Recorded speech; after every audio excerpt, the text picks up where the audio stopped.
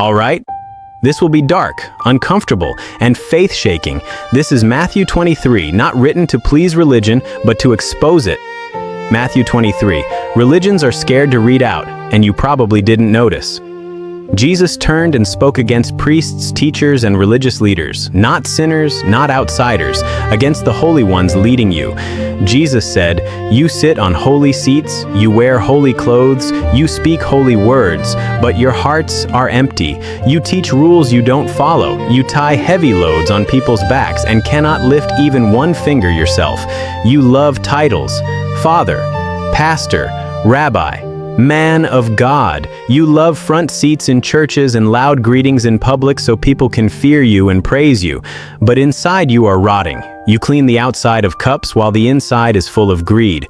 You wash your hands but your hearts are dirty. You shut the door to truth. You do not enter, and you block those who try. You travel far to make one follower, then turn that follower into twice the slave you are. You preach heaven but sell it for money. You preach holiness, but hide sin behind the altar. You look alive, but you are graves, beautiful outside, dead inside. You killed prophets. You silenced truth. You built monuments for the righteous while carrying the same spirit that murdered them." And Jesus said something terrifying. "You snakes, you children of vipers, how will you escape judgment?" This was not said to unbelievers. It was said to religious leaders. The part that makes people angry: Jesus never attacked prostitutes. He never attacked poor people. He never attacked doubters. He attacked religious power. And here's the uncomfortable truth. Most people who will argue against this message, the funny part of this is that they will not quote Jesus, they will quote Paul, not Christ, not Matthew, not the disciples who walked with him. They will defend religion using letters written after Jesus was dead to cancel words spoken while he was alive. They will say, "Paul said," "Paul explained," "Paul corrected." But this chapter shows clearly Jesus already explained, and what he exposed still wears robes today. They still have titles today. They still extort from helpless fellows. Then I ask, do you believe in Jesus or you believe in Paul? So now the question is not whether Matthew 23 is harsh.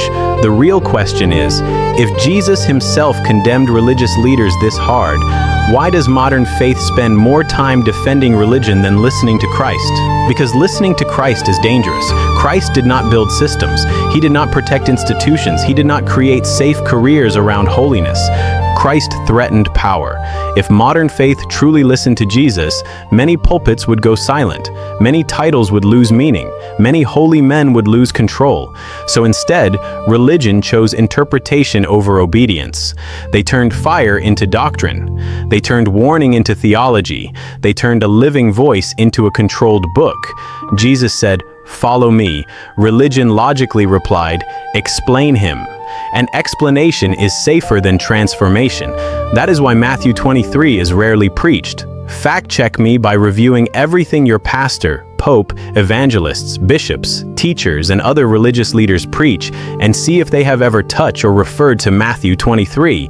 This is because it is not encouraging. It is not comforting. It does not raise offerings. It exposes your priests. It unmasks your leaders.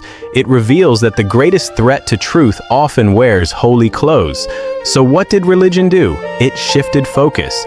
From Jesus to church, from words to letters, from confrontation to comfort. And when challenged, most defenders do not run to the Gospels. They run to Paul, not to what Christ shouted in public, but to what Paul explained in private letters. Not to the man who flipped tables, but to the man who organized belief. Not to the voice that said, "Call no man father," but to systems built on fathers, titles, and ranks. It means Paul became a shield to soften Christ, a shield to reinterpret his anger, a shield to make rebellion sound like obedience. Because if Matthew 23 is taken seriously, many churches and leaders would have to repent. Not the sinners, I mean religious leaders. And leaders rarely preach messages that condemn themselves, so the words remain written, but their teeth are removed. And the question still echoes untouched.